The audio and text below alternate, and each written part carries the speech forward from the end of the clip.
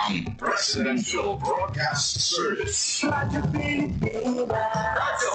Publiko ng bagong Pilipinas para sa bagong Pilipino. Naghahatid ng mahahalagang balita at impormasyon na uugnay ng pamahalaan sa sambayanan. Tulay sa himpapawid ng serbisyo publiko. Radyo Pilipinas. Radyo Publiko. Ang boses ng Pangulo sa Iloilo. Radyo Pilipinas. 585 AM. Oras sa Radyo Pilipinas, alas 4:04 sa hapon. Gikan sa hulog balitaan sa PBS, Radyo Pilipinas, Iloilo. Gintigo sa bukas na pwersa sa News and Public Affairs Division. Mga pagsaysay sa mga hinabuo aksyon, mga bananawan, kag-desisyon, mga hibubulong sa napituhan na sektor, mga tanagpong ng balita, diri sa Iloilo, at mga bahin sa kabisayang nagatunan. Mga balita na natipon sa sunod sa naligan ng 24 oras. Inyong mapatian sa Headliners Watch. Kagkaroon, yari ang inyong PBS UC.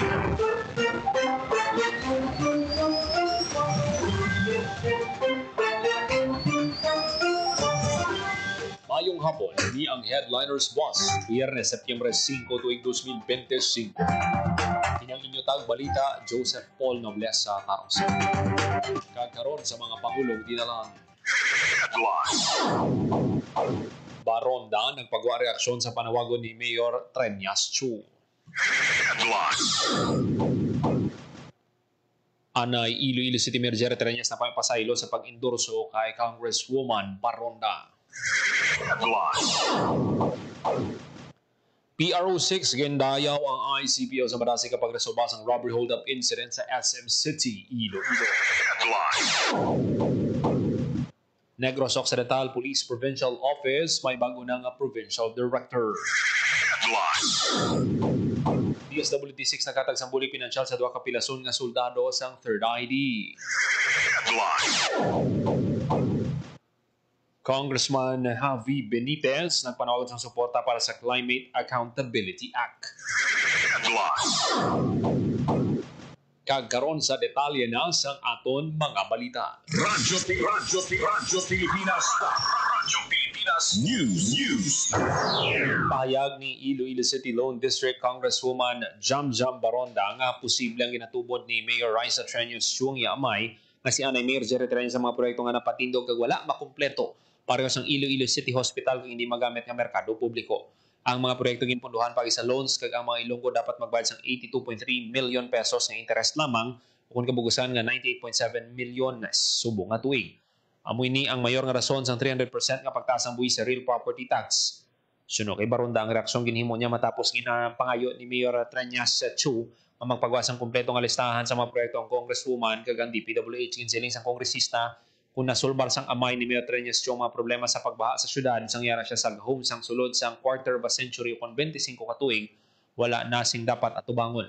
Dugang ginsiling niya nga ang nagaisahanon ng flood mitigation related project nga ginpatuman niya ni Mayor Treñas sa syudad ang mga slope protection sa Dungon Creek nga nagaamlig sang ilapuloy-an kag negosyo. Dugang nga payag ni Baronda nga mga taga ginadivert ni Mayor Treñas Chung issue sang wala niya ginbaton ang iya pagpanghangkat. Sunod sa opisyal hilway ang DPWH sa pagpagawa ng tanan ng mga dokumento nga may kantanan sa mga proyekto sa infrastruktura sa Lone District ng Iloilo City sa tion sang iya pagpungko. Sa muman nga paagi kag sigintumon nga transparency kag accountability, nagapangayo siya upod sa iban pa nga mga Ilonggo sa mga record sa mga proyekto sa iamay bilang alkalde kag kongresista sadto.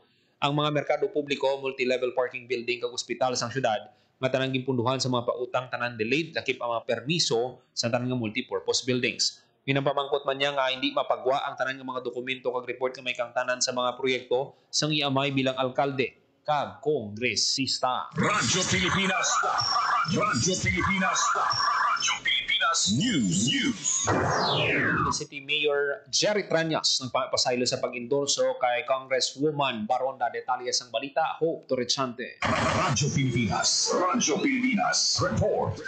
Sa gintagwa nga statement, nagpangayo pasaylo si Anay Iloilo City Mayor Jerry Treñas sa mga Ilonggo sa pag-endorso kay Congresswoman Julian Jamjam Baronda para manging kongresista sang syudad sang 2019.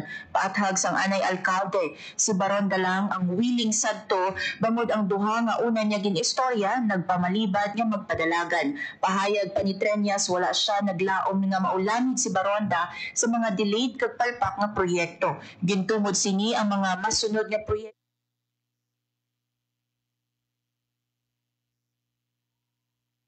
ang 200 to 300 million pesos nga sports complex sa Halandoni Memorial High School, 300 million pesos nga Budburan Mansaya Creek Project, 100 million pesos nga Arevalo Multipurpose Building, masobra 500 million pesos nga balor sa uncompleted multipurpose building sa syudad, unserviceable DepEd Schools Building, kag subong ang masobra 1 billion pesos nga balor sa konstruksyon sa waterway structure na suno sa anay alkalde nagpalala sang pagbaha sa mga komunidad. Para sa Bagong Pilipinas, Hope Torichante, Radyo Pilipinas, Radyo Publiko. Radyo Pilipinas News. Bayaw sang Police Regional Office 6 ang Iloilo City Police Office sa madasig nga pag-aresto sa suspect sa robbery hold-up incident sa parking area sa SM City, Iloilo. Suno kay Police Regional Office 6 Director Brigadier General Josefino Ligan ang gilayon nga pagresponde kapag tutok sa investigasyon nagresulta sa pagka-aresto sang suspect. Ang nasambit nga accomplishment nagapakita lang sang profesionalismo kag commitment sang kapulisan sa ila katungdanan nga proteksyonan ang komunidad. Ang pagka-aresto sa suspect paandam sa mga nagatuy maghimo sang krimen nga masangkad ang kampanya sang PRO6 batok sa tanang asahi sang kriminalidad. Radyo Pilipinas News. Works in mysterious ways. Inyang nangin reaksyon ni Anay IPPO Director Retired Colonel Cornelio Salinas sa madasig nga pag-aresto sa suspect na nag-hold up sa iya asawa sa parking area ng SM City, Iloilo. Suno kay Retired Colonel Salinas sa pagbinuligay sa lokal nga panguluhan sa syudad, pagtutok sa Police Regional Office 6, Iloilo City Police Office sa pagpamuno ni Colonel Kim Legada kag sa hepe sang Iloilo City Police Station 10 si Captain Val Campbell na tigay nga maresolba kag iya gid ini ginapasalamatan upod sang iya pamilya. Ginapasalamatan man ni Salinas ang Good Samaritan nga nag-turn over sang wallet nga nakabulig sa dako sa investigasyon sang kapulisan. Sa pag-aresto sang suspect, wala na magpadulong sa ICPO Sanday Salinas apang ginpakita sini siya asawang litrato kag positibo gid nga na-identify ang suspect. Ang madasig nga pag-aresto sa suspect sa kamabasko nga mensahe sa mga kriminal suno kay Salinas nga kung maghimo sila sang krimen o kung kalakasan, ang puwersa sang gobyerno ang magkalagas sa ila. Nahiwaluan na aresto sang Iloilo City Police Office ang 39 anyos nga suspect sa ilabalay sa Barrio Obrero, Lapus, Iloilo City. Radyo Pilipinas News. Ang kabalita nagpanawagon si Anay IPPO Director Retired Colonel Cornelio Salinas sa tagdumalahan sang SM City nga himuon ang ilabahay na gud ma-prevent ang kaangay sini nga insidente. Gin-question sang opisyal kung nakabutang na ang management sang dugang nga suga kag gwardya para pabakuro ng seguridad sa mall. Suno kay Salinas, hindi dapat maging invincible sa hitabo ang management bangod may responsibilidad sila nga proteksyonan ang mga pumuluyo nga nagapadulong sa mall. Dugang pa isang opisyal mapaagaman o kung gabi dapat may sense of safety and security ang mga pumuluyo nga nagapadulong sa mall nga responsibilidad sa management. Radyo Pilipinas News. Pilihan ni Governor Bong Lacson si Police Colonel Dennis Wenceslao bilang bago nga Provincial Director sa Negros Occidental Police Provincial Office. Talusan ni Wenceslao si Colonel Rainerio de Chavez nga magasaylo sa Criminal Investigation and Detection Group. Antes ma-assign sa NOCPO si Wenceslao siya ang chief sang Regional Investigation and Detective Management Division sang Police Regional Office Negros Island Region. Ang bagong opisyal sang NOCPO tumandok sang Nueva Ecija. Radyo Pilipinas News. Palabot sa bulig pinansyal ang Department of Social Welfare and Development 6 sa duwa kapilason nga soldado sa 3rd Infantry Division sa Camp Peralta Station Hospital Camp Macaribi Peralta Jr. Hamindan, Capiz.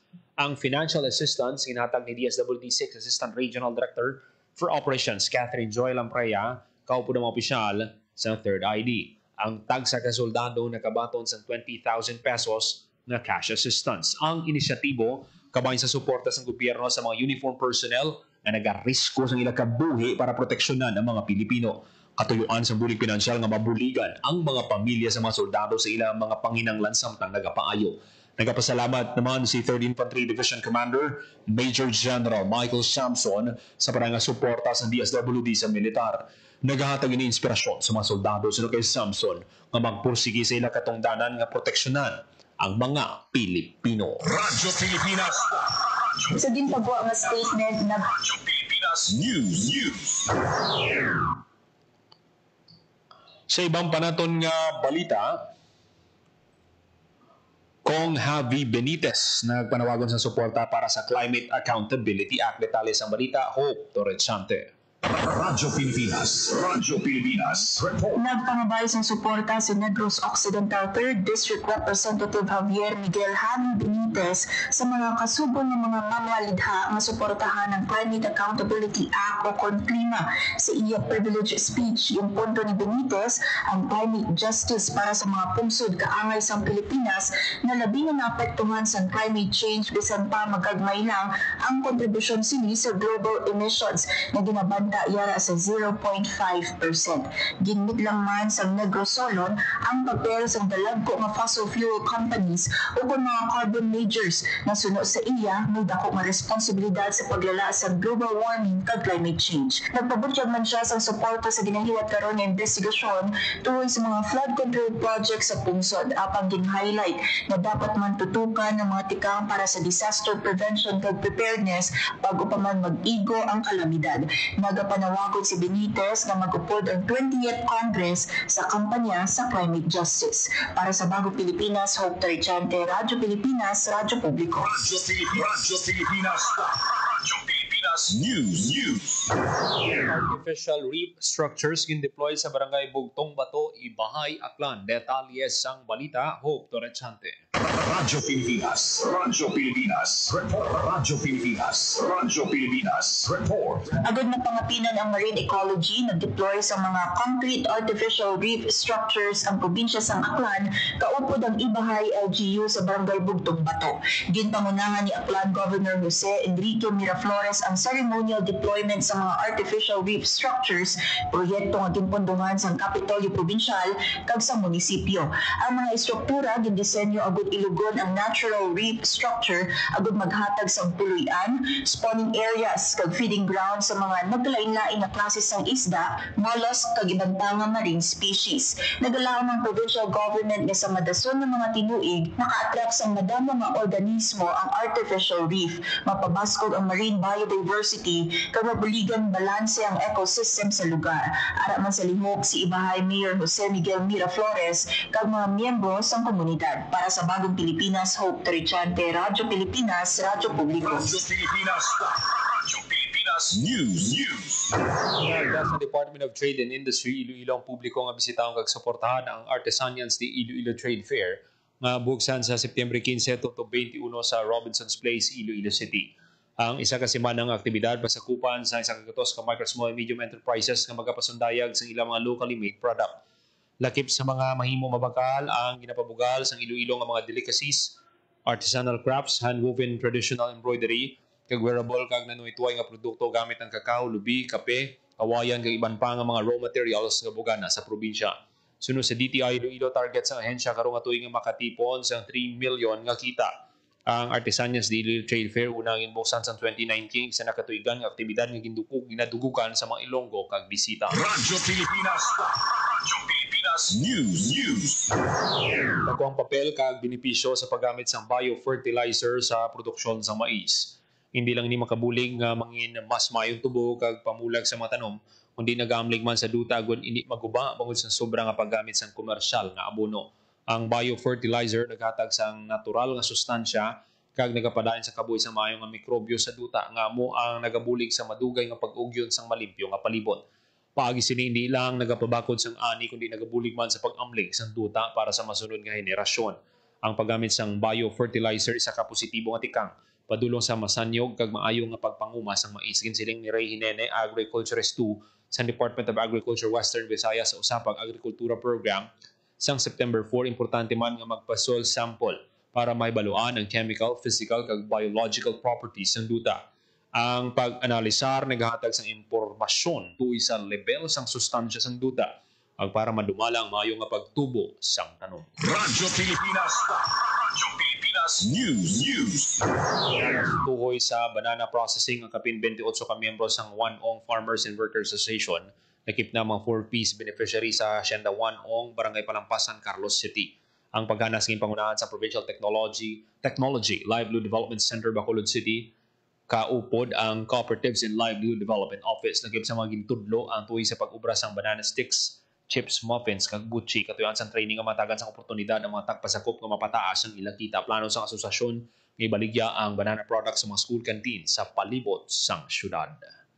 Radyo Pilipinas. Radyo Pilipinas News. Inhana sa Highland Vegetable Production Technologies sa Department of Agriculture Western Visayas ang kapin 80 ka vegetable growers sa Barangay Tabog sa Limudyan, Iloilo. Ang Tabog isa sa mga nabukid ukon Highland Barangays sa 7 cities sa Limudyan. Magluwas diri na kaaguman sang ihibalo ang mga mangunguma sa pest and diseases management, amuman sa good agricultural practices, mamangin pamaagi sa pagpasanyog sa produksyon kag pag-angkon sang mas madinalagon nga ani. Radyo Pilipinas. Radyo Pilipinas. Radyo Pilipinas. Radyo Pilipinas News. Pagbaligya kag pag-inom sa makahulubog nga ilimnon sa petsa sang bar exams, ginadilian detalye sa balita. Hope Torrechante. Radyo Pilipinas. Radyo Pilipinas. Report. Agud masiguro ang malinong kag organisado nga bar exam sa Central Philippine University, nagpagwa sang executive order si Mayor Raisa Treñas nga nagaban sang pagbaligya ag pag-inom sa makahulubong nga ilimnon sa sulod sang 500-meter radius ang CPU sa mga petsa sa eksaminasyon September 6 to 7, 9 to 10 kag 13 to 14 ni sining nga tuig. Antes ang adlaw sang exam, ang ban epektibo alas 12 sang kaagahon tubtob alas 11:59 sa gabi. Samtang sa adlaw mismo sang exam, ang ban magasugod alas 12 sang kaagahon tubtob alas 10 sang gabi. Ang pagmonitor sang compliance pangunahan sang Iloilo City Task Force on Moral and Values Formation, mga compliance officers kag iban pa nga mga otorisado sang Iloilo City Government. Naibaluan nga isa ang Central Philippine University sa mga testing centers sa bar examinations. Para sa Bagong Pilipinas, Hope Trichante, Radyo Pilipinas, Radyo Publiko. Radyo Pilipinas. Radyo Pilipinas News. Istoryahan sa pagbisita sa Kapitolyo sa mga opisyal gikan sa provincial kag regional nga opisina sa Department of Information and Communications Technology ang tuwi sa pagpabaskog sa mga ICT programs para sa mga Ilonggo. Ginkilala sa mga opisyal ang dedikasyon sa provincial team sa pagdulong sa ICT literacy, digital inclusion, cybersecurity awareness, ICT job creation kay iban pangatikang sa bugos nga Iloilo. Sa nasambit nga pagbisita, ginpakilala man ni DICT Regional Director Engineer Reynaldo C. kay Governor Arthur Defensor Jr. ang tuwi sa ila pagpanagbalay sa Philippine Online Freelancing Conference 2025 sa Setyembre 23 to 24 ang kiwatan magatipon sa mga freelancer, industry leader, government agency kag stakeholders sa digital economy. Radyo Pilipinas. Radyo Pilipinas News. Nagbisita sa Kongreso si Governor Javier nakikhinon-anon sa mga congressman kag CAAP official para sa mga proyekto sa Antique. Detalye sang balita, Hope Torrechante. Radyo Pilipinas. Radyo Pilipinas. Nagbisita sa Kongreso si Antique Governor Paulo Javier sa diin nahatagan siya sang kahigayonan na makahinon-anon ang mga congressman lakip ng mga Ilonggo Solon sa sideline. Suno sa provincial government, na istoryahan ng Dayuswag Ilonggo Party List Representative Jojo Ang, Committee Secretary of Ways and Means TJ Hernandez, kag Deputy Speaker Congressman Virginio Biron ang mga inisyatiba para sa ika-asenso sang Antique.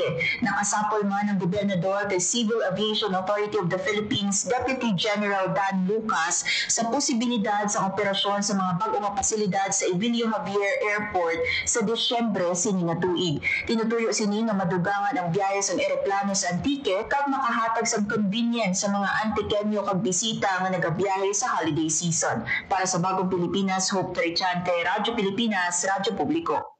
Radyo Pilipinas. Radyo Pilipinas. Radyo Pilipinas. Radyo Pilipinas News.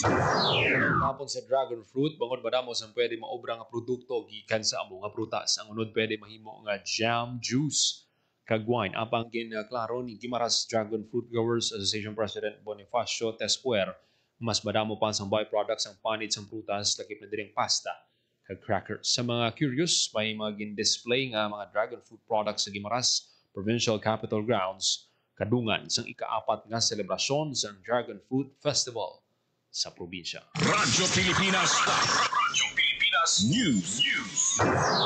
Nagsaot ang mga empleyado sa Iloilo Provincial Capital sa isa ka Zumba session sa Capitol Grounds ug matap ng obesity o kung sobra nga katambukon ang lihok. Kabahin sang Obesity Prevention Awareness Week kag kabahin sang pagpanikasog sa provincial government nga itibong ang health and wellness sa mga capital employees. Radyo Pilipinas News. Oras sa Radyo Pilipinas, alas 4:24 sa hapon.